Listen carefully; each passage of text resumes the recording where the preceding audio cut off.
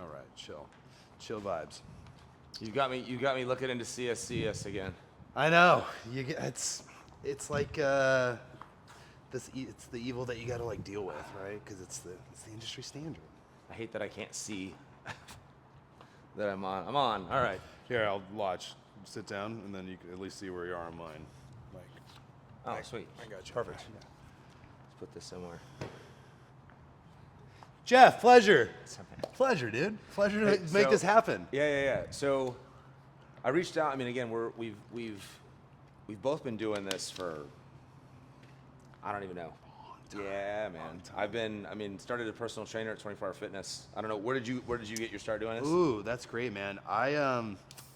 Well, I mean, in the gym industry, I got my start folding towels at the front desk. Like you do. Yeah, right, as one does.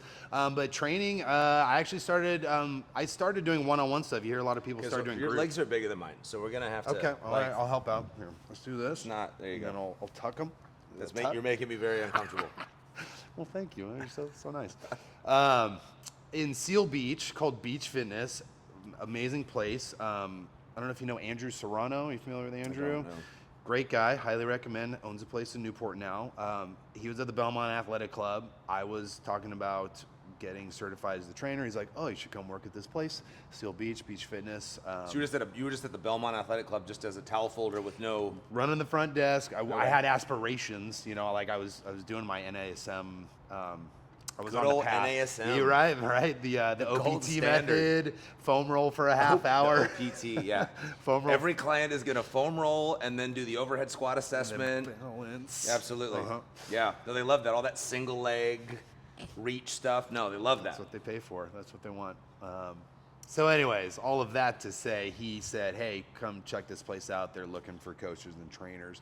So I couldn't have asked for a better start because you're in a tiny environment. And when I say tiny, I literally mean a small building, small gym with there was like at 6 a.m., the hot time, there's probably 6 or 7 trainers with 6 or 7 clients in under 1,000 square feet. Oh, wow. It was Okay. small. So, but you see what they're doing. You see what they're doing. You see what he's doing. Oh, okay. Oh, you get like a lot You're of lucky you're ideas in and an stuff. environment where people were cool. I've been in environments like that where everyone's a dick. That is true. And it's like Like we're guarded with fighting everything. for elbow room. Not just like they have some kind of secret with their training, but like get out of my way.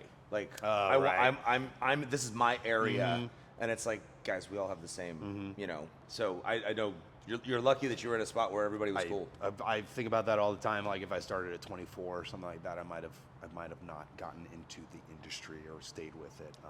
But yeah, that's where I got started training. That's where I got into CrossFit, which is where we met, right? With competition stuff. I don't want to jump ahead how you got into stuff, but Honestly, man, just yeah. honestly, I want this to be as natural. Like I know we've had that conversation already. Whatever. Like we're trying to recreate that part of it, but Yeah. I mean, I do want it's. There's so much noise in the reason I reached out to you.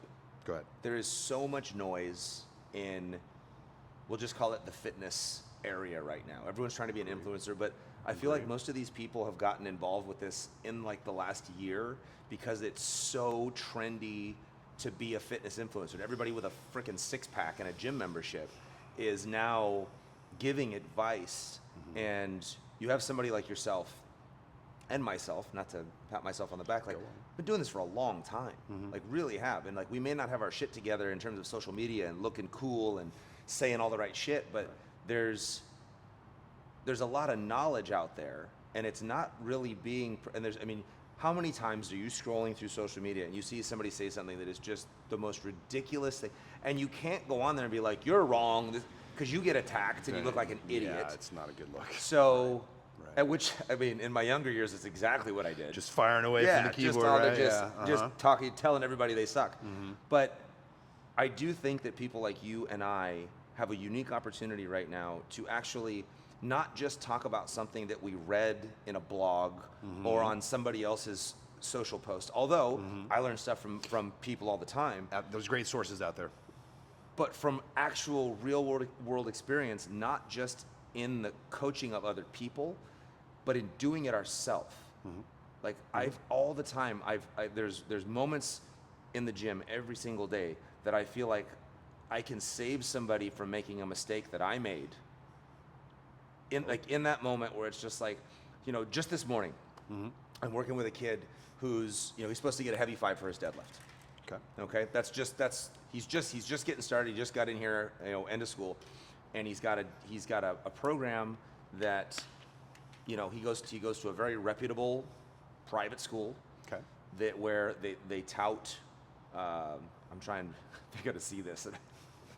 they tout a strength and conditioning program and all this stuff. Sure. And you come to realize it's like, well, they weren't doing a whole lot. Like they really weren't. Okay. And he gets in here, and what he thinks he's capable of, he's not, or shouldn't have been doing, right? Okay. All right. Because of his technique, or because he's. But so he comes in here. He does 275 solid, right? Okay. He's a strong kid. Okay. Does a solid 275. He wants to go to 315. Okay. Don't we all? I get it. 3 plates, right? You got to get 3 plates 3 on, wheels, baby. And I'm trying to tell him, like, what is it that you're gonna get from 3 plates that you didn't just get from 275?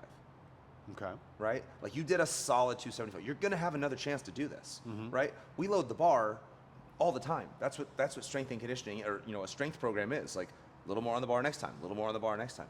So you did a solid 275, but you're willing to risk your back or something going wrong just to say you did 315. Sure, for the selfie of it, right? And before you comment on that, Yeah. I've done it. Yeah, right. And I hurt myself. Yeah, I've been there. And I hurt myself, and I look back, and it's like, that was so stupid, And now you're down for, back then you were young, so it was a couple days, but you're now missing training, Right. for something that meant nothing. Right. Right. So it's like, that's where this is going, where it's like there's so much experience from doing dumb shit that I know you and I have both done. Of course, man. That I think that we can talk about stuff like that and hopefully, make some kind of small noise Sure. in a very loud echo chamber of just bad information. Yeah, man, it's tough. That's tough. That's a great example of, like, don't do what I did, man. Like, you don't need to do, like, you're grabbing him, like, what is it, Billy Madison? Don't you ever graduate. Like, don't do it, man. I'm trying here. I know, I've been there, right? So, and I make the joke, it's, at least with the kids, anybody under 18 who's in this realm, like, the youth is wasted on the young. Like, they don't know. They don't know what they don't know, and you're coming in telling them, hey, stop that. Don't you tell me what to do. Well, There's all kinds of stuff. They look at you like you're trying to hold them back. Right, Like, correct. I almost... And in a way you are, but for the right reasons, right? I swear to God, I've had some kids where it's like, because we have the leaderboard over there with people's names on it. Like, I'm on the board for whatever I've done. Gotcha. And I've had some kids under 18 come pretty darn close to some of the weights that I've lifted. Love it. That's great. And they've been at that level, and I feel like when I start giving them advice, they're just like, well, you just don't want me to beat you. You know what I mean? Like that's where my advice is coming from. Is like, I have to say that I lift. It's like, dude, nothing would make me happier than to say that I coached you to more than I've done. Like, and I think, you know who Martin Rooney is? Soccer player, coach? No, Martin Rooney was I just know Rooney. No, I saw that one. so a strength and conditioning coach. Okay, yes. Made a name for himself with MMA. Yes. Does the training for warriors thing. Yes. Right? And he wrote a couple books that I really dig. He wrote one called Train to Win a long time ago. Okay. But most recently he wrote Coach to Coach, and he wrote High 10. And they're both coaching books. What was the last one? High 10? High 10. Okay. Like High 10. Oh, okay. And great. I mean, I'm not a fictional reader. Like, if I'm reading a book, I'm learning something. Yeah. Like, that's what I'm reading for. I'm right there.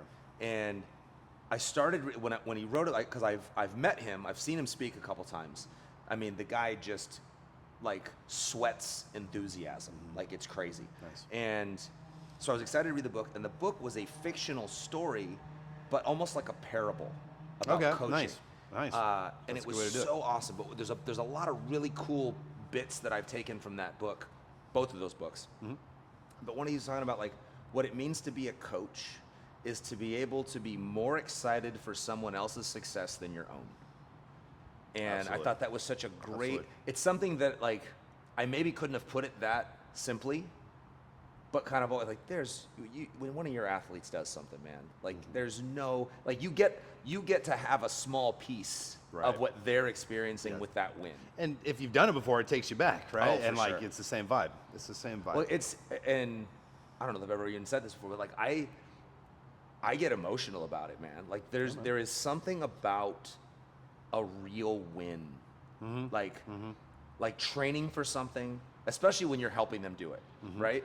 You know, you are part of it from the inception of the idea that they, especially at this age, right? Like I'm not talking about kids and youth sports, which we work with as well. I mean, it's same idea, but like when I have somebody come in and say like, I want to do a powerlifting meet, and they're like 45 years old, right? And you're part of that from like the inception of the idea, helping them foster that, because what they expect somebody to say is like, crazy. What are you yeah. doing? You're 45. What are you talking about? Yeah. But like making them believe that they can do it, and then taking them through all that, and then the icing on the top on the cake is that they get a medal. They get to the end and they place in whatever they do, and it's that's the epitome of coaching. One more piece from that book. If you check that book out, I'll give it a look. he talks about enthusiasm, right? And how enthusiasm is contagious, and that it's a huge part of being a coach. And he turned enthusiasm into an acronym, right? Which is, so enthuse, right? Which is Latin to be filled with, Okay. right? And so the word itself means to be filled with spirit, right? Like that's like the Latin breakdown of the word. So he took that part of it, and the last part, IASM, right? And he broke that into an acronym, which is I am sold myself.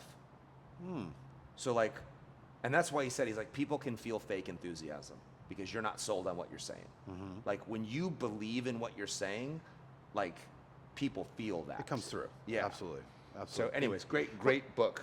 Yeah, being authentic absolutely shows through. And you're talking about the inception of the idea to the this, to the that, to the medal at the end.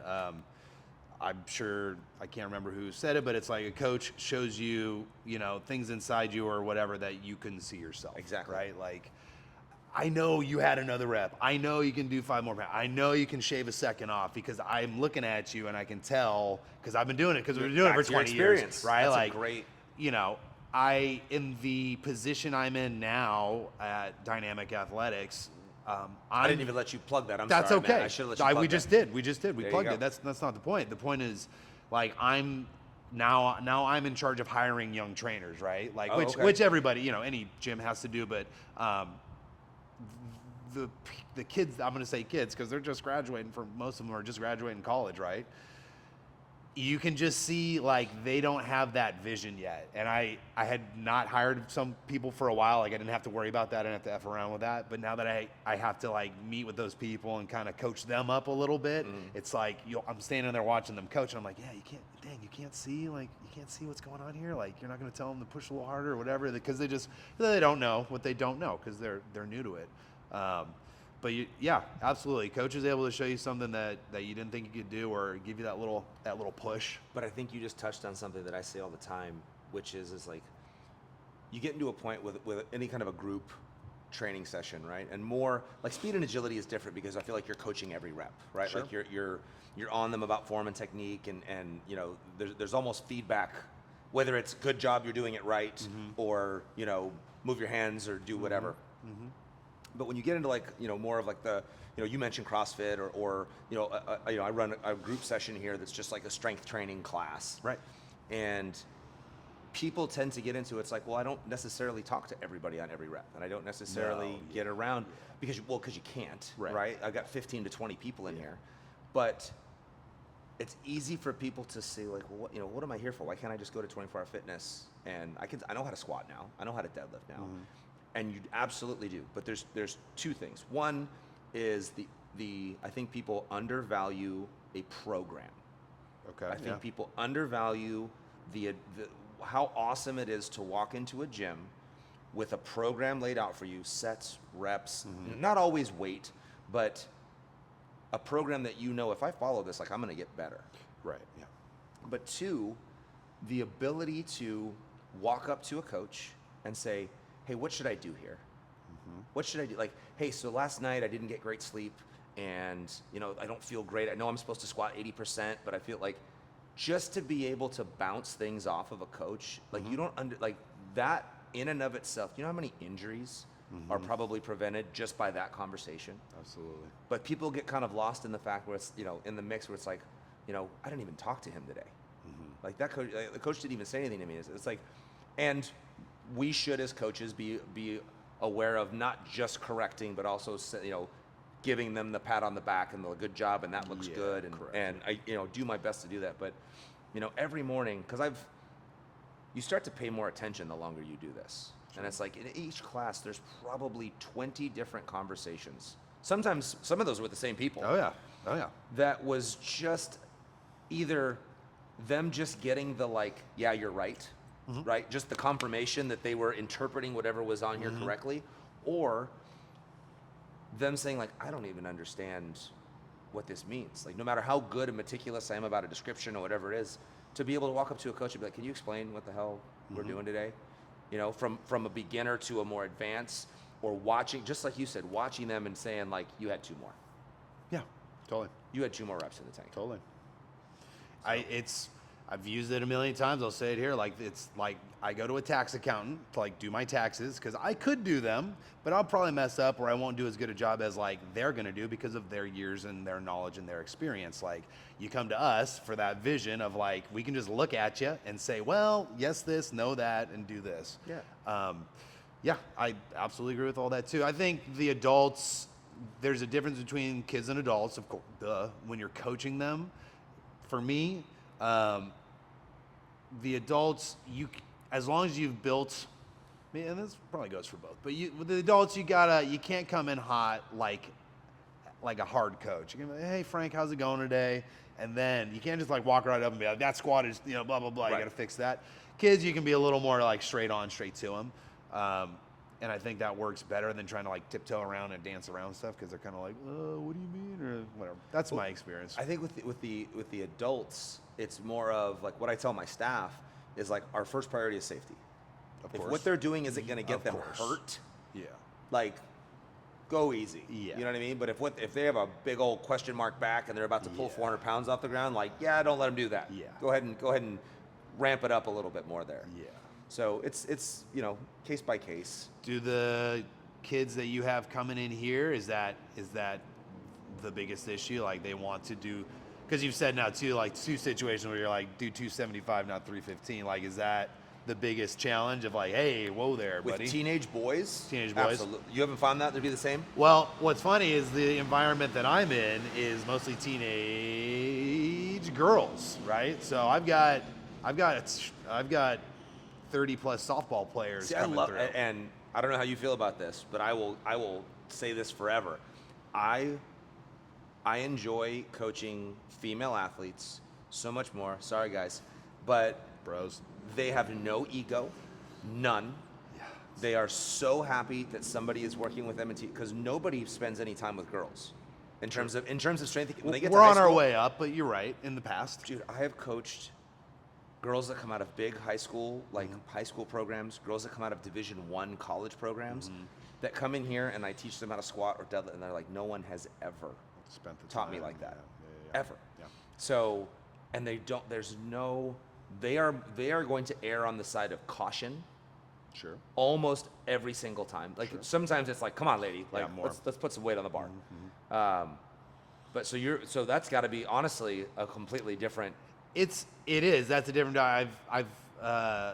There are a few fellas that do come through. Don't get me wrong, but it's 2% of the population there.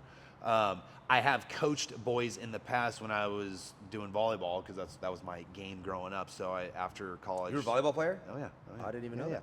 Yeah, UCSB, and then I played in Germany for a year, which was pretty cool. No kidding. European tour. Thank you. So I was coaching volleyball, right? As a little side gig at UCSB. They'd hook you up with a job. And again, you're talking about the guy who thinks you're holding them back at 275. It's they're trying to beat their chest because you're giving them some feedback. And they're like, oh, no, I'm not. What are you talking about? Shut up. It's always this push and pull. Which I would have been the same way. I was the same way, guaranteed, right? With the girls, it's way less of that. All the things that you said, way less ego. Except some of them take a little ego, go a little too far, but they're usually very receptive to the positive or the constructive criticism. Like, they know that you're not trying to screw them. They don't think that you're like in competition with each other because you're a boy, I'm a girl. Like, I don't care. Like, we're not butting heads like that. So I think that's a huge part of it.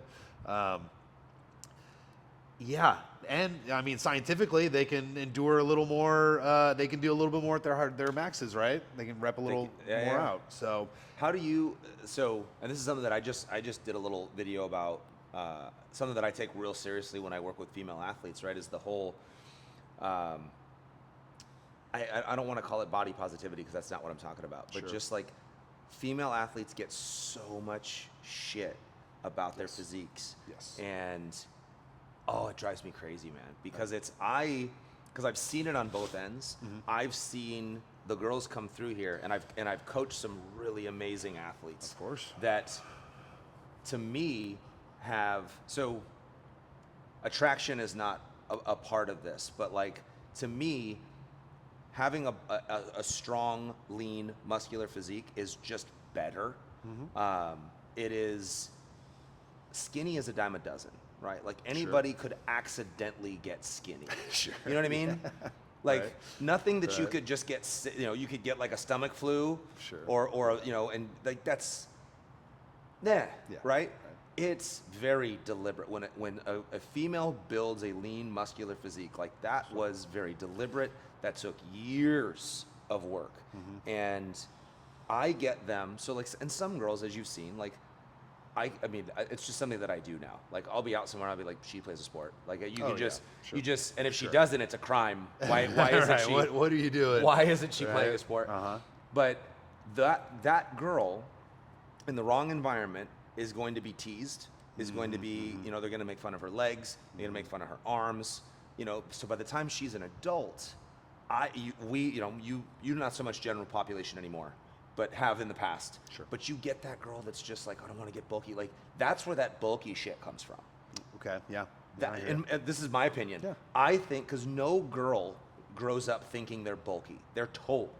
Somebody is telling them that their legs are big. Somebody is telling them, that their defined shoulders look weird, or like man arms, or like, these are the things that and I hear from adults. I'm like, what are you talking about? Like, this is a good thing. Right. You know what I mean? Like, this, like, how many people are now trying to, would kill to have that stuff. So do you find that girls at that age do you even pay attention to that? Well, I think it's impossible not to notice how they talk about and act while in the gym. I would say the ones that I'm working with, these girls, we talked about like specialization in sport, right? Like, once these girls are in their freshman and sophomore years of high school playing on the teams that I work with, like, they're trying to play softball at the highest level, right? Okay. And so the majority of them will walk in and flex in the mirror. That's right? so awesome. Like, they'll do one of these, or like, hey, I'm getting this, or am I getting a six pack? Like, they'll like be funny about Foster it. the hell out of Exactly, that, man. right? It's Exactly.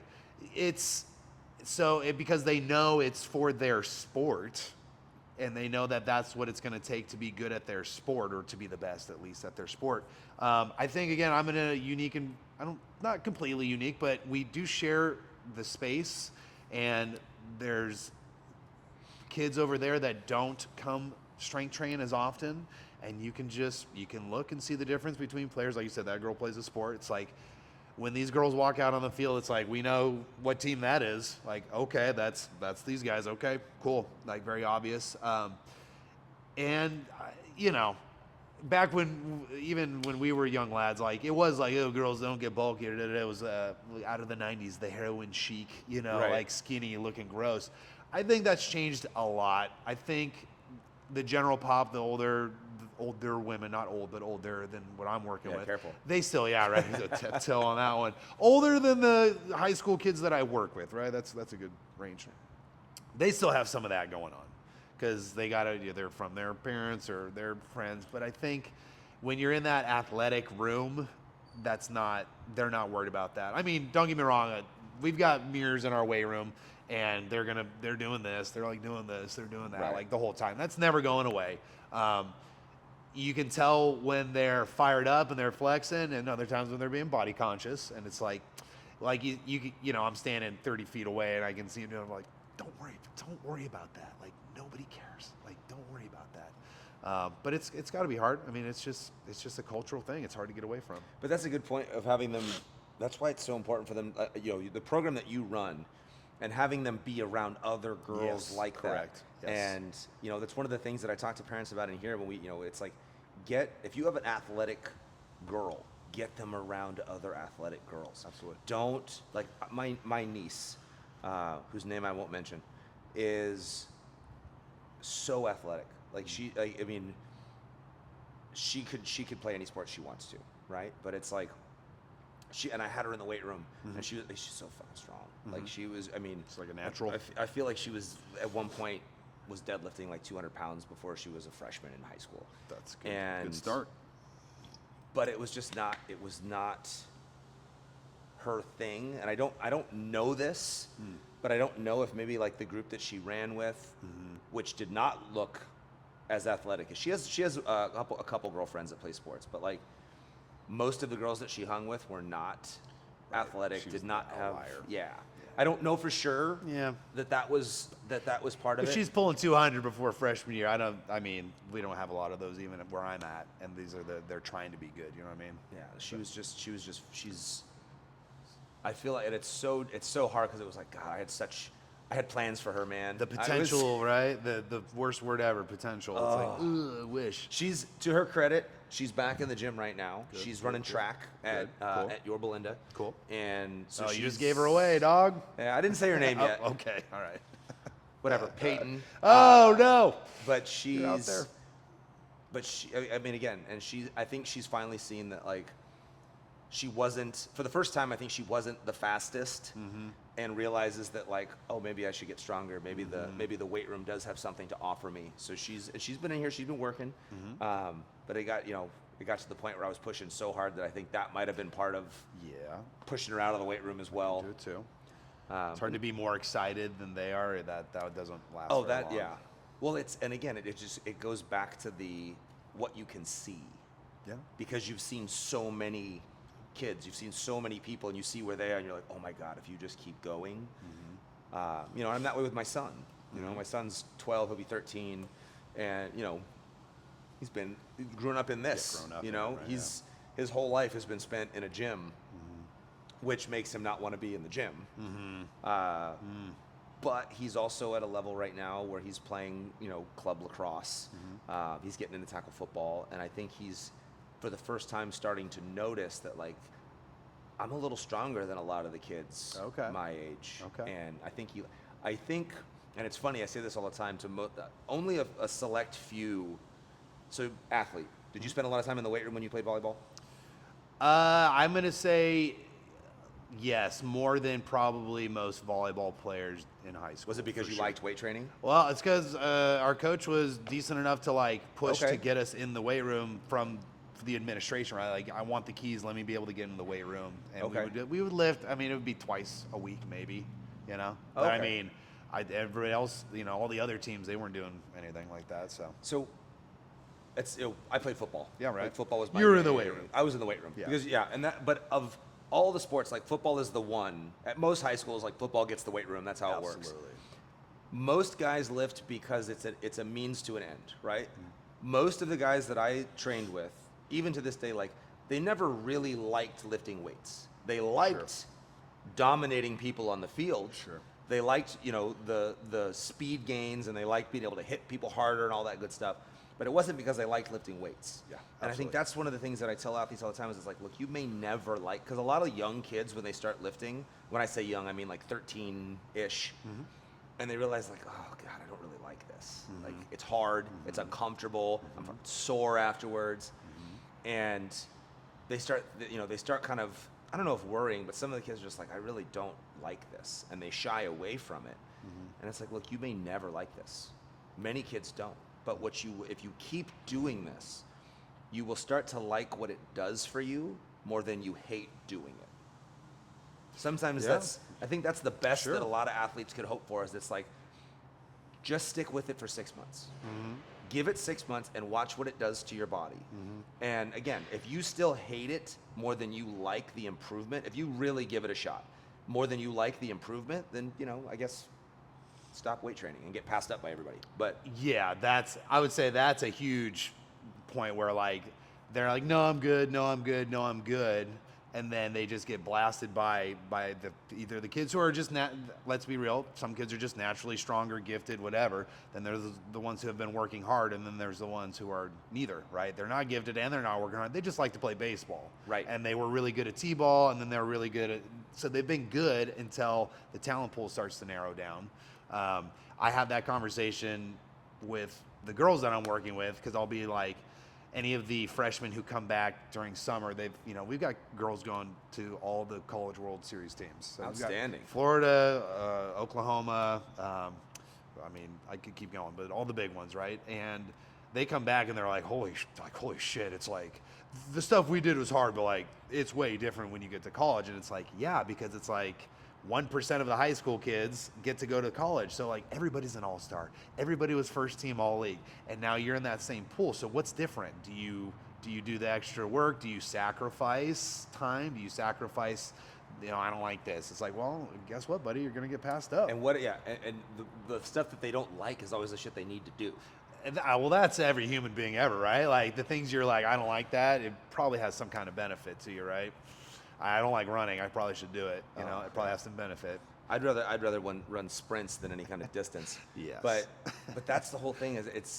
I think as a strength coach, like the stuff that they shy away from, I think is almost as good of a needs analysis as an actual needs analysis. When you're just like, well, let's look at this player. Like, well, they hate doing deadlifts and squatting. I'll bet their lower body sucks.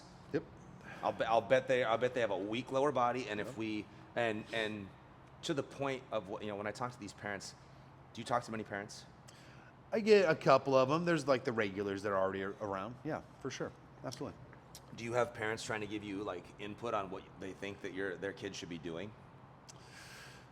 I think the culture that we have is like they will say if they're younger kids, the parent will come up and be like, oh, she broke her arm. Is there stuff that she can do? Or like her knee's been bugging her, So, but it's not like, I think they need to be doing more lower body because their legs aren't strong. I don't get a lot of that just because the way it's set up. It's like, we got it. Don't worry. Like we've been doing this. I'm standing on the shoulders of some giants that helped set this place up. So like, we've got our system going. This is one of the most successful clubs in the nation for a long time. So like the proof's in the pudding. So we don't get a lot of yapping from the parents on that way. So I'm lucky on that. Yeah. I would assume you probably get a little bit more.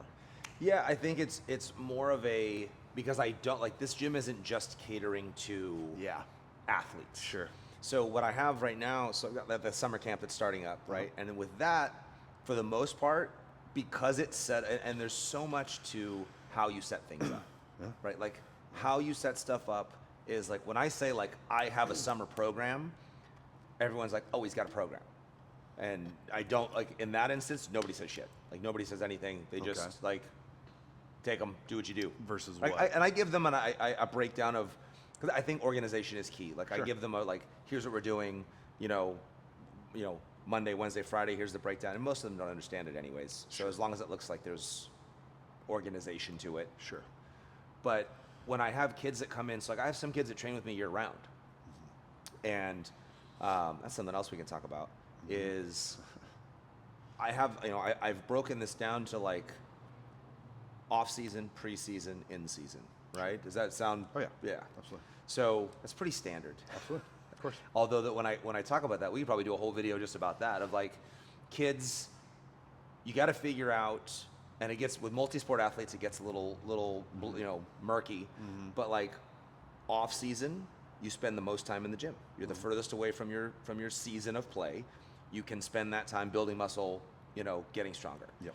Pre-season, we start that shift back into fields, right? So, and this is just the way that my program runs, is like 4 days a week off season, 3 days a week preseason, 2 days a week in season. Absolutely. Okay. Yeah. So it's when I say that, I don't have many conversations with people that do what I do. So like these are just things. So just in terms of kicking back ideas back and forth, I think this is great.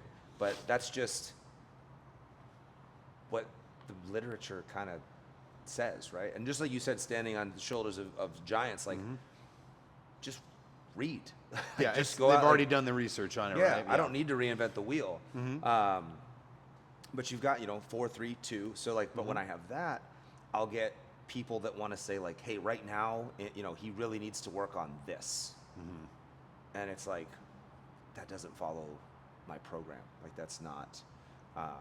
It's not gonna fit with what we're doing. What depth are they saying? Like work on what? Like his throwing speed, or like wants what do you more get? training during a period of time when he shouldn't be doing more training. Gotcha. So you've got somebody that's like, we're in what they're saying is like the most important part of their season in terms of performance. Like he needs to be able to perform on the weekends, right? And he wasn't with me all year. Okay. Right. So he's kind of starting with me during season, which is like that's a 2-day program. You know what I mean? Like let's maintain. Let's just get you through what you need to do. We can't really. There's only so much you can recover from. You'd have to be honest with the recovery conversation. Like, hey, bro, we could do 4 days a week, but you're gonna not play so well on the weekends because of a degradation, and and what happened, and so you go through the process of like, you try to explain what I just explained to you. Yeah. It's 4, 3, 2. Like this is how we do it. You try to let them know like, hey, there's a plan here. Like there is a big there's a 10,000 foot view. I didn't just say like, let's train 2 days. Today we'll do it. This week. These are programs that are done, that are complete. Yeah. I'm not even writing these anymore. Like this is done. Yeah. And convinced that he needed more. So week 1, I was like, all right, let's do 4 days. Okay, you let him. Like you gave in. Let's do 4. Well, it was one of those things where I didn't want to argue. Sure. And I also knew that he was going to be under my supervision, so it was like, and we were cutting stuff out, of the 4-day program. You were turning the dials way more. He was, there wasn't even, wasn't going to happen. Yeah. So he finished his 3rd day. It was like Monday, Tuesday. He took Wednesday off. He came in Thursday. He was already like beat up. He trained Thursday. I took more stuff out. Didn't come in Friday. Oh. And told me this week, he's like, I was so sore for the week, like for the games, like it was so bad. And I was like, that's interesting. So we've, we're since down to 3 days. Okay. But really, it's going to be a 2-day program, and the 3rd day, we're only doing a 3rd day on weekends that he's not going to have games. Oh. And that 3rd day is just like it's going to be like a volume, like circuit conditioning kind of a thing. Kind of moves some blood and feel better, actually, right? Yeah. But yeah, I think it goes to, and not just like that, there's so many, and I can take this back to almost anything, like everyone thinks they know something. Everyone thinks that they know something about, not just sports, performance training, which is a totally different animal. Right. But training in general. Right. And they think that because they read some stuff online that and listening, I love trying to converse with somebody that really doesn't know, and because you can tell, because all they're talking about is buzzwords. Like they're throwing out buzzwords. So if you're talking about nutrition, they want to talk about fasting, and they want to talk about carnivore diet, or GH, like fasting promotes growth hormones. It's just like, oh my God, this is, and anybody worth their salt. Like, I don't know, who are some guys that you pay attention to in the world of fitness? That's a good one, man. Shoot, I should have like a list going off the top of my head. I like anybody who follows some research, but also knows that that's not the be-all, end-all. Like, I don't know, everybody's got mixed opinions on Dr. Israetel. I like him a lot. I like, I like how he is like, well, he's different than he used to be. Sure. Let's put it that way. Yeah. Yes. I like that it's not, like it is an exact science, but it's not. There's a little more art than people want to admit. Like, oh, this is the only way to do it. This is the only. It's like you and I know. I say this all the time. Everything works for everybody for a little while. Like you could That's a great way to say that. You could be that simple about it. Now, how long does that thing work, and how long is that valuable And to you? what are you going to do when it stops working? Exactly. I've had conversations. I said carnivore diet. I've had someone ask me, one of the parents was like, "What do you think about the carnivore diet?" And I hate that premise of that question. But what do you think about it? Yeah, it's it. loaded. It's loaded. Yeah, they're pulling it back, and so I've learned when people ask me like that, I go, well, for my clients, so like maybe not you, but if you want to work with me, I would say, and in this example, I said, it's a great thing to like motivate you and maybe kick off some sort of fat loss situation, but I don't think it's a great long-term idea, and you're going to have to figure out some other things to be healthy long-term, right? But hey, you want to try it for a month and you drop 30 pounds and then you get back to something good, I can't hate on that, right? But if you're going to tell me this is the only way to eat for the rest of your life, and if you don't do this, you're going to die sooner, like, okay, relax, because no to anything that's that exactly that follows that. I have an 86-year-old client who's been a vegetarian her whole life. So like, what's going on there? I don't know. She's doing okay. So anybody who's like, this is the only way, that's a huge red flag on any influencer stuff. But just that idea of like, if you say it's the only thing and you say that's the best way or the only way, I'm already like, no, then you've never worked with anybody, or you rarely work with people. Well, I think back to that whole, like, what do you think about this, right? Like, my default response to anything nutrition, and I actually do a fair amount of nutrition coaching just by itself, from general people just trying to lose, a couple pounds for summer, to like competitive, fitness competitors. And the answer to that question for me is like, can you do it forever? Yeah. Right? Can you do it forever? Do you like eating that way? Then I think it's great. But if you can't do it forever, right? Like that's the whole point of what I try to teach people when it comes to nutrition is it's like, look, build the Drew diet. Yeah. Right? Like, why there is no correct diet, right? There are principles that we need to follow. Principles is a great, And that's actually the book that Israel wrote, The Renaissance Diet, which is a terrible title for that book. It should have been. So he wrote 2 other books that you would probably dig. Okay. One of them was called The Scientific Principles of Strength Training. I think I got that one. And he wrote that with Chad Wesley Smith. Yes, yeah. And then the other one was The Scientific Principles of Hypertrophy Training. Not that one. Another good book. He wrote that with a couple other like RP guys and girls. But the diet book should have been called The Scientific Principles of Dieting. Yeah, he should have just. Yeah. Anyways, but the Renaissance diet, because that's what it is. You can't. That's not brandable, dude. Come on. Where's the branding? Yeah, no one's gonna buy a diet book that's not a diet. Well, that was their biggest. Science. Their biggest. The biggest negative or comment of that was like, well, where's the diet? Because they didn't. They didn't give you a diet. Where's my meal plan? When am I supposed to eat at 8 o'clock? What do I eat at 10 o'clock? Yeah. But it laid out principles, and I love that take, because when you do that, the same thing with. So, what's the best strength program? I hate to say it depends, but is it Westside? Is it 531? Is it Juggernaut? Is it like, they all work? Yeah. Every single one of those programs work. And if you take the principles that he lays out and you lay that over the top of all those programs, you'll see like, oh, it checks almost all those boxes. And Chad Wesley Smith, you know who he is, right? God, he used to be all over the place. He had major back surgery. He had major back surgery. It sounds like he's doing better. I'm starting to see him more. Coming back up. Great guy. Did you ever meet him? I think just shook hands, like nothing like deep. Yeah. So, side note, bar. Here we go. Back in like before Renaissance periodization. What time you got to be out of here? I'm just checking the clock, dude. Just making sure we're still rolling and everything. Yeah, we good. All right. Renaissance periodization is fairly new, at least for you and I. And back before that, Dr. Mike used to come down to West Coast CrossFit and give lectures. Oh, really? Him and Chad were buddies. And he would go out there, and you could go for like $20 and sit and pick his brain, because there's like 7 people would go. And I would sit there in a room of 7 people. Okay. Listen to Dr. Mike give some kind of, just different topics. Yeah.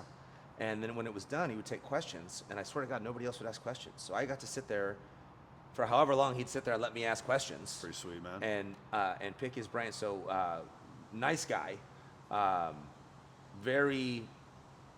It's funny because I feel like he was always kind of funny, but I think he's really like leaned on that because it's really what blew him up on YouTube. Of course. But he used to sit down with Chadwick Smith, back to where we were, and critique different programs based on the scientific principles of strength training. Yeah, it was like a little series they did. Yeah. Yeah. Absolutely. And he would sit there and it was like, most programs didn't hit all of them, but like there were some that you had to hit, right? Like specificity, right? Like what are we even doing? You can't get better at swimming by running. That's not going to happen, right? So, and then it was like progressive overload, right? Or they just called it overload, right? There had to be some kind of an overload happening. And then it was like stimulus recovery adaptation, where it's like you had to give yourself time to recover before you tried to train heavy again. But that's the same thing with nutrition is, there's like three things. Well, there's a hierarchy of it. Correct. You know what I mean? Like, don't tell me about your supplements if you don't do this base level stuff, right? Yeah. I literally, before you got here, I shot a video, spoiler, that was like, there's three questions that if you're telling me that you're struggling to lose body fat, which is what I hear all the time, I just can't lose body fat. There's three questions, and if you can't answer, and not just one, if you can't answer all three of them, then you ain't even close. Then you're not even close. How many calories are you consuming? How many calories are you burning? How much protein are you eating? If you don't know those three things, what are you doing? What do you want me to do for you? Yeah. I can't tell you anything. Yeah, absolutely. And back to what you just said. You said, everything will work for people for a little while. Is that what you said? Yeah. So guessing, like when people start a diet and they're just like, well, I'm just gonna eat this. I'm gonna eat this much food, and I'm gonna do an hour of cardio every day. That shit will work for a while until it doesn't. And that is the number one thing where people are like, but it works until it doesn't. What are you going to do? Same with a strength program. When you're not measuring, right? I'm not getting stronger anymore. Well, how many reps did you do last time? I don't know. How much weight did you use? Oh, I think it was like 200. Yeah. There's got to be measurable stuff. And there's accountability in that, and that is a challenge for everybody, but especially what's that show? Oh, it was in the UK, Secret Eaters. You ever heard of that one? Highly recommend if you want something funny. Basically, these people say, I can't lose weight, can't lose body fat, whatever. All right, we're gonna put you on this special diet show, but secretly they had private investigators follow this person around for a week, right? Love it. Digging through their trash, getting in the windows, watching them. And the subject, whatever, they'd be keeping their own food log. Oh, I ate this, I ate that, and I had some lettuce and blah, blah, blah. And they're digging through, throwing out, Wendy's boxes and stuff. And at the end of the week, they would, confront the person. They'd be like, you wrote that you ate, 1,300 calories on Monday. Well, our private investigator saw that you had actually 2,500. She's like, oh my gosh, I had no idea. It's like, did you not have an idea? Did you do much nutrition coaching for people? I do I've done like really base level stuff. I find that, like I've never done any like fitness level, getting on stage stuff. I try to keep that stuff as simple as possible for people. And if they're not trying to get on stage, it doesn't need to be super complicated. And like you said, how much protein are you eating? That's my go-to. I think that solves so many problems for everybody because eating enough protein. Like if you kept track of only how many grams of protein you took in, I think you'd cover a ton of bases for a lot of people. It's the number one complaint. I can't eat all this protein. That they can't eat it, right? Yeah, it's like, okay, well then you don't really care. I don't know what to tell you. If you can't do that, then you're not going to get this. It never ceases to amaze me how you have somebody who, and they may probably because they don't think about it this way, but you are where you are because of your habits, right? Like if you're 50 pounds overweight, it is because your habits have led you to that point. Your weight is a lagging indicator. That's a right? perfect way of explaining. I say that all the time. What happened? Yeah. It's a perfect way of explaining it. So, and yet, you are so adverse to changing your habits. Like, yes. Oh my God, it's so hard to eat this protein. Yeah, I know, because your habits right now. I can't give up bread. What are you talking about, dude? How dare you? And I've never even, I think that's one of the things that when and if I lose a client before they get to their goal, a lot of times it's because it's not because I'm too strict about what it is, it's because I don't restrict them enough. They tell me, they're like, I just need you to tell me what to eat. I don't do that. Right. I'm not going to tell you what to eat because, again, losing body fat that's easy, right? Most people that are overweight have lost a significant amount of body fat at some point in their life. Okay. But they put it back on. Why? Because they didn't create any habits in order to keep it off. They pretended to be fit for whatever amount of time. I always say that, right? Like going on a crash diet, like you're pretending to be fit for a short period of time until you lose whatever the weight is, and then you go right back to your non-fit lifestyle. Yeah. And like, oh my God, I put it all back on. Yeah. So I don't tell people what to eat. I won't tell them not to eat certain things. Because to me, you have the calories that are your diet calories, right? These are the calories that we're putting you into a deficit with. Okay. And then you have your maintenance calories. These are the calories that you get to consume when we're just trying to stay the same. Mm-hmm. If you can't learn in maintenance how to eat bread and keep it in your calories, if you can't learn how to have a bowl of ice cream, if you can't learn how to have a couple slices of pizza, it's only a matter of time before you put your weight back on. Mm-hmm. Mm-hmm. So when we diet, my advice, here's a free nutrition class for you guys. This is literally what I do with my clients, is like, I need you to establish the way, like, how would you like to eat? How would you like to eat? What would your breakfast look like? What would your lunch, your dinner? Like, and I mean, whatever you want. Now, how can we take versions of what you just said within reason? Don't be like, I always say, like, don't be an asshole, right? Like, you can't have, a steak from Ruth's Chris and, cheesecake. Like, come on, like, let's be real here. But like a realistic breakfast, lunch, and dinner, how can we take and modify whatever that is in a way that puts you into, like, for most women, it's like 400 to 500 calories a meal, give or take. Yeah. How can we do that? And then when we go into a diet or a cut, we just whittle that down a little bit more. Yep. That's it. So now there's no big changes happening. We're eating the same thing for breakfast, lunch, and dinner, but we have a diet version of that, and then we have a maintenance version of that. Mm-hmm. Now that takes time. That's not something that we just think, although ChatGPT is helping out. So I created a prompt on ChatGPT that writes meal plans for people. Okay. Like put in a few variables and then I send it to my nutrition clients. They type it into ChatGPT. ChatGPT then takes that prompt and asks them questions. So the prompt is about asking them the right questions. Okay. So then you sit down and you answer the questions, whatever the hell it asks, mm-hmm. and it spits out, based on the questions that you gave, or the questions that you answered, a meal plan. And then with eat everything. Half a banana and everything. Okay. Now it's not always perfect. ChatGPT can screw stuff up. So they take that and they send it to me. Sure. And then I just double check, that looks good. Okay. That's a good idea. But yeah, it's that's been really cool, because again, could I sit and write that for them? Yeah, I could sit with you and ask you the same questions and spend an hour and a half, right? But again, my time's not free. Right. You can do that in 30 minutes. That's pretty solid, man. That's a good way of using the technology to speed up a process. Mm-hmm. Well, how about with the nutrition stuff? I mean, the psychology of it all, right? Like you're saying habits, but I mean, some people, there's a lot more going on up here of why they're eating the stuff, right? Is that something you try and... So do you encounter that? Do you have to talk about that stuff with people? So yeah, there's a second version of that book called The Renaissance Woman. Okay. It's the Renaissance diet, the female version of that. Okay. It's so funny. It's the same book. There's just a whole chapter in there about what you're talking about, chapter, psychology. Okay. Men, for the most part, I've never really encountered that kind of a big block with men. Like I need yummy food because I feel bad, that's what I say. Like yum food makes me feel good. Right. Right. Absolutely. And with guys, I can't say never. Very, very few. Less. Very few. Yeah.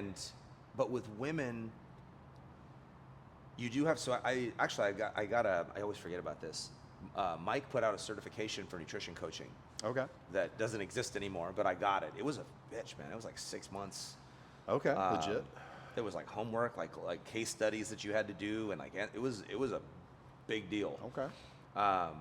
But part of that is like being on the lookout for disordered eating. Right. Right. So like when you have when there are red flags of disordered eating, I kind of dismiss myself from, I'm not qualified to work with that. Oh, okay. Right. All right. So Don't that even- is no tackling. Okay. that is like anytime somebody starts talking about like I overate or like and like threw up, like this hasn't happened many times, but it's happened. Sure. Yeah, we've all. That, I've heard that stuff too. Red flag, obviously. Yeah. People that talk about like extreme guilt and then like not eating or like over exercising. Right, yeah. When they like punishment. Yeah. Basically, right. Uh-huh. So like I'm always kind of listening for that kind of stuff when Yeah. I talk to people. Good point. But for the most part, what I try to do is we establish the goal, right? Like what is your goal, right? And that's only step one, because that's as far as most people take it. My goal is to look hot in a bikini or lose 50 pounds or whatever they decide. Yeah. But the second part of that is why. Yep. And if they don't have a why, or if the why is not big enough, and that's, they call it like peeling the onion, right? Like Yep. that's something that they teach trainers. Communications 101. I remember that Right? class. So Drew, you want to have a six pack for summer. Why? Why? Right? Oh, I just because I want to like feel better. Why? Yeah. Well, it's And you get down to, and I hate that I used you as an example. No, 'cause go I ahead, don't man. mean I'm it- good. but I'm you- okay. But I'm you okay. get down to it's like, well, Yeah. I'm still single, and I feel like if I get a six pack, like they in their head. So, but here's the dangerous part with that shit is so they tell themselves this story of like, if I get a six pack, Yep. it will solve all my problems, Oh, and then won't. Yeah.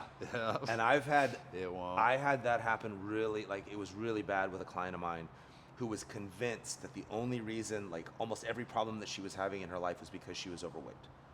And we had her lose, and the whole way, like not abruptly telling her like, this is stupid, you're fucking up, like this isn't gonna work the way you think it is, but just kind of like, hey, like maybe there's other things, like trying to make her understand it. Like she got down to where she thought, and it was like nothing happened. Like people noticed that she lost weight, Sure. but like no one proposed to her like Sure. the next week, and she Yeah. didn't get a promotion at work, and Yeah. like all the things that she had built up in her head didn't happen, and it was devastating. Yeah. And that was the reason that she ended up going back. She was like, well, what did I do all this for? It was like, but Huh. what about the health part? What about Right. what about all the good things that you did? So helping people establish not just a why, but a healthy why. Yeah. Well, and you take like that case study right there. Like you say that to me, and I would be like, all of the skills that you learned to get to this weight loss, you go apply those to the other things. You mean being consistent and persistent? Maybe that'll help you at work. Like being a pleasure to be around at the gym? Maybe that'll help you get a date. Like all those things. It's almost weird. It's like it's an external thing, but it's internal. It's like their weight, but they're projecting like, oh, you look at me different, or I get treated different because of it. It's like, well, that's like probably this much. And all these skills that you learn to become a better human being, go apply them. Don't think that's it. And I actually wrote I got my degree in exercise physiology, Yeah. and I wrote my final paper on motivation, because it is something that has always interested me. Is it's like, what is the difference between somebody that walks into the gym and is ready to make a change, and hires a coach? Hey, here's what you need to do. Boom, and because I've had people, I mean, in record time, change everything. Mm-hmm. And I mean go from super overweight to crazy fit and stay there, versus people that are here for 5 years. Still using a band for pull-ups or whatever. And it's like, what's the button? What is it? And it was, the research, how do you even research that, is, intrinsic versus extrinsic motivation, which is like a lot of people, everything. So having a six pack so other people see me, like that's not you. That is you trying to get a response from other people. Yes. Right? It has to be something, and that's why a lot of people don't really get their shit together until they get like bad news from a doctor. Yep. You know, they see somebody in their family go through something bad. Like, it's gotta come from. Third, I'll throw a third one. Sorry to interrupt, Yeah. but like something that has to do with their kids. Can't keep up with their kids. Yeah. They're the fat dad in the group or whatever it is. Yeah, the kids is a huge one. I used to hear when I was Gen Pop stuff. Absolutely, man. Absolutely. Tony Robbins. I mean, he's like, it doesn't take years to change. You change like that when you're ready. When the pain of remaining the same is not bigger than the pain of change, right? Like, Well, that's the whole. That's same idea, but like Yeah, the same. when the desire to change is greater than the resistance to change. Yeah, change exactly. occurs. yeah, and it's not this big long process that everybody thinks it is. The indicators of your success might be a little lagging and take time, but like not drinking the Coke, like that's an immediate decision. It's like, no, I don't drink it. That's an immediate change in your habits, like you were talking about earlier. Boom. You got to keep doing that over and over to see the weight loss at the end. But like that decision of like, don't drink the Coke or don't eat the donut is like, you have to like make it right there, right? It's not like, I wonder if I'm gonna eat that donut. It doesn't work like that. But there are things that I've been doing for a long enough time that I kind of start to like. Whenever I say this, I remember that Saturday Night Live thing. It was like called Deep Thoughts. Jack Handy. Right? Like Yeah. deep thoughts. It was something. Whatever they said was just goofy and dumb. So whenever I say like I thought deeply about something, that goes in my head. But I think about I've been a nutrition coach for a really long time now, and you know, I obviously when you become a trainer or a coach, I know I did. I was like, I'm gonna help everyone. Like everyone I work with is gonna. And no, you're not. I wish you could. Yeah. I would love to. That'd be great. It's not up to us. Yeah, And that's right. what you have to realize. Yeah, It's we have the ability to, but it's a two-way street. Yeah. But I broke down because people always like, you know, because I have like online clients that Nice. I just do their nutrition. Nice. And people are always asking me like, well, what do you do? Like, what is? Because we do Zoom calls and we talk, and they're like, Nice. so you just like give them like calories, and it's like that's part of it. And I've broken down what I do, all right, and it's super simple. Here's what I do. Lay it on me. I keep people from giving up 1 week at a time. That's it. I've summed up my entire job as a nutrition coach is that 1 week at a time, you and I get on a call, and I convince you to go another week with whatever it is we're doing. And that's it. Sometimes it's super easy because things are going well. And you jump on the call, you're like, I'm down another pound. We're like, yeah, fucking high five, great. But then there's the week when the scale didn't go down. Or heaven forbid, goes up. Oh yeah. Oh, no. Or you had a slip up, and it was like, oh, my friend was in town, and we had pizza and whatever. Like, so talking them off a ledge when that happens, and convincing them like, no, we don't do 5 hours of cardio this week and eat 1,000 calories. But also like making people understand, like using my years and years and years of experience doing this to be like, water fluctuations happen all the time. It doesn't mean anything, right? To say that like, hey, you didn't go to the bathroom this morning before you, like just reminding people of like the most obvious shit. Obvious to us, not to them. I was just gonna for say, sure. yeah, but like, you know, water fluctuation, you know, hey, you ate late last night, you know, you got off work late and you didn't eat, you know, your body loves consistency. And if things, you know, that's why, you know, we want to drink the same amount of fluids, we want to eat the same amount of food. So it's just like on a weekly basis, it's talking people out of giving up. Where if they were on their own, and I just did a cut from February till a couple months ago. I posted a photo the other day. Nice. I dropped like 12 pounds, right? Nice. 10 weeks, 12 pounds. That's solid, dude. I have a scale that is connected to an app on my phone that records all of my weigh-ins. Every time I step on that scale, Oh yeah. it logs it. I know what that looks like. I know what that graph looks like. It is a flat line that is just slowly going. There was an entire month that I didn't go back past 204. Yeah. It was 204 for a month. Yeah. And the only thing that keeps me going in my head is like, I wholeheartedly believe in the process that I'm doing. I know what my maintenance calories are. I know what my activity level is. I was doing 30 minutes of cardio every day with a weighted vest on. Like, I was burning the calories. I was eating, like I was going to bed feeling hungry, right? Like you gotta. And I was just like, it's gonna change. It's gonna change, right? Week 5, I dropped 3 pounds. And it's like, That right there is what the coach does. The coach talks you through that week or that month when nothing changes to get you to that drop, right? And then everything's great, and then it's going to suck again. But it's like, that is back to what you were saying about making those decisions, is because even when they make those decisions, because people will make that decision not to eat that donut. And they're like, fucking get on the scale. It's like, oh. Yeah, Right? right. Like that What the donut heck, didn't make a dude? difference. I should have eaten it. And it's like, Yeah, like pump the brakes a little bit. Yeah, that's staying with the program for another week. I've heard it said, like, and this goes for youth athletes, like, if your kid's like, I hate lacrosse, like, I don't want to play anymore, I had a bad practice, this is I'll tell you what, next time, after, like, next practice or next game, you can quit after that. You can quit after you do one more. Yeah. You can do one more and then tell me you want to quit.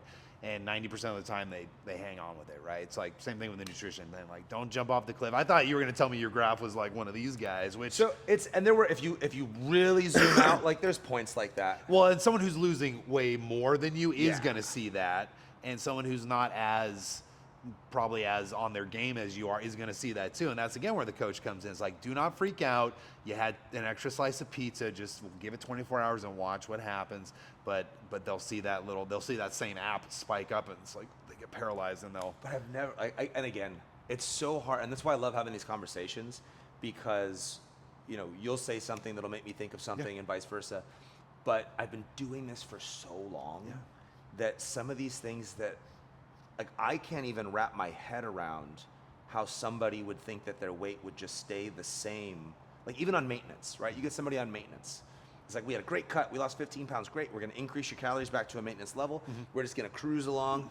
But, like, I now have to tell them that, like, your weight is going to fluctuate by up to 2 pounds, and it's totally okay, right? If you've ever manipulated water in somebody, Of course. with these, like, the girls that have done bikini competitions for me, right? I've messed Like, around a little bit with myself, so yeah, like with the carbs the day before and stuff like that. Yeah. So here's the trip. The girls that have done, like, bikini and physique competitions for me have this aha moment that the scale doesn't mean shit, when I will carb deplete them leading up, like the week of, like the first few days, like we carb deplete, and then like the day before leading up to it and going into the competition, I carb them like Pancakes like and waffles, right? 400 grams of Yeah, carbohydrates yeah. in a 24-hour period. But they gain weight, Right. and they've never looked better in their life. Exactly. They gain 4 pounds. Yeah. They gain 4 pounds, Yeah. but they're like, they look better, and they finally understand, like, the scale doesn't tell you how you look. I have a good one on that. I would tell people, I go, what if you got on the scale and you were 10 pounds heavier than, like, yesterday, right? So you're like, holy shit. Like, and you have no idea what happened, but you walk out into the living room, and your husband, because I was talking to a lady, like, your husband goes, damn, baby, you look amazing. What's going on? And then you get to work and, Linda, you look wonderful. What's going on? Would you care that it was 10 pounds heavier? I think that's part of the deal. Like, I think a lot of the it is- number doesn't matter. Like, there's not a number floating above your head, and people are like, oh my God, she added 10 pounds. Like, it's more like, oh, she looks good, looks bad. That's the weird part for me, that people kind of get twisted, yeah? But I think I've given, not that same scenario, but a very similar scenario, and a lot of women still care. That number on the scale Right. means something to them, even though no one else knows what No it one is. cares? No, not even, nobody cares, but nobody knows. The only person that knows is you. Right. Yeah. But that number, like, gives them a feeling about themselves. Either I'm gonna have a great day, or I'm gonna have a shitty day, right? Yeah. And it's to the point where, like, even my wife will get on the scale, like, during a cut. Yeah. And she's, and she stands on the scale, and she's, either the same or a pound up or whatever, and she, like, instantly she's gonna have a bad day. Like, instantly. Yeah. And then before she leaves for work, she goes to the bathroom. And she gets back on the scale, and now she's down a pound. Well. And it's like, if you would have left the house before you went to the bathroom, your Right. day would have sucked all day long. But that one, like, the fact that you had extra food in your stomach, Yeah. you had extra food in your intestines, Yeah. was gonna ruin your day. Like, you understand how silly that is. I mean, again, I think we do, just because we're just so deep in it. It's like, it's so obvious, but anybody who has zero background, it's It's hard to, it's such an easy thing to do. Step on scale, give me number. I know what a number is. I don't know what my intestine, how much, like they don't have that vibe. It's like, there's that meme where it's like the idiot on one side, the frantic guy in the middle, and then like the monk on the other side. Have you seen that one? And it's like the idiot and the monk are saying the same exact thing. It's like, my tummy's full of food. And it's like, the other guy's like, my tummy's full of food. The other guy's like, oh, well, maybe you added a couple pounds here and there's some fat. It's like, no. Just relax. Like, it's a lot simpler than you think it is. Like, don't trip on that. God, you made me think of another thing that I say to people all the time with your whole analogy of people, telling them that that's what it was. Like you look great. I wrote it. Remember when people used to read articles? Remember when we first started? A long time. Well, barely. We used to write articles. Yeah, a long time ago. Yeah, to show people how we knew stuff. Like a chisel on stone type of thing. I wrote an article one time called "How Much Does Hot Weigh?" Okay. Right. It's a good title. And it's a good title. I'll click on that. Yeah. Nobody did, by the way. No shit. So the reason I can tell this story because no one's ever heard Perfect. it before. Hey, all right. Nobody read that article. But the idea was, and it started out with the premise is like, here's a conversation that's never happened before between two guys. Hey, Drew, how'd that date go with that girl the other night? Oh, pretty good. Yeah, well, what happened? Like, we're probably never gonna go out again. Well, how come? Well, dude, when we were paying for dinner, I saw her driver's license, and she weighs 150 pounds. No way, dude. Good thing you got away from her. Like, yeah, that's never happened. Nope. Have you ever in your life Nope. talked about how much a girl weighs? No. I think they think we do. No. I think that they're under the impression that they're, like if we were in a group setting with girls and we were trying to figure out who it was that we were going to go talk to, their weight would somehow influence our decision. Where if they all had the weight above their head, it'd be like, not that one. Yeah, exactly. Yeah, right. Correct. Yeah, label on them. It doesn't. Yeah, I don't know. I've especially when like some of the girls that have lean, muscular physiques, like girls that I have worked with, over the years that have been very lean, very muscular, you would never guess they weighed what they weighed. Oh yeah, for sure. Never. Oh yeah. They're big. Like the numbers are big, but Yeah. but they don't look it, and nobody cares. Especially when they're concerned about performance. Like you're always gonna perform a little heavier too than perform better a little heavier than a little lighter. Oh, right? for sure. There's always that. Yeah, it's wild out there. You made me think of an old article I remember where it was a CrossFit gym that had written it, or whoever worked at a CrossFit gym, but they were relating strength metrics to looking good, which I really liked because it's like, as an example, if you can do a double body weight deadlift, gotcha. like you're probably muscular enough that but you're also not so fat or like so big. And then, if you can do a strict press with, 1x body weight, ladies, 50% body weight, you probably have an upper body that looks like, if you're a guy and you can do 1 ring muscle up, you probably have enough upper body to like look. Okay. If you're a girl who can do 2 pull-ups, you probably, they were just relating That's things interesting. where it's like, if you can do those things, you probably are in some semblance of shape. You're probably ahead of the majority of the population to get started, but just giving it some kind of tangible, like, if I hit a double body weight deadlift, like again, I'm not so large. I'm of the right body fat percentage, if you will. Strength to body weight ratio. That would look good. But that's all relative. It's beauty's in the eye of the beholder. For sure. There's all types of categories. You know what I mean? Yeah, man. That would be that. I think is. It's like simple, but it's not simple, right? Like here's your diet calories, here's your maintenance calories, go for it. And unless they've got a why that they're really going after, I think people it's for sure. I don't know, it just kind of floats away, I don't know, that's tough. I wanted to let you finish your thought. I gotta pee. Yeah, go. Sorry. Yeah. I didn't want to cut you off before don't worry. the thought. Give Pee me it 1 up. second, man. I think this is gonna be awesome. Yeah, man. Hell yeah. Damn, we got an hour and 14 on tape, huh? Yeah, I mean, we could end it right there. Yeah, shit, might as well.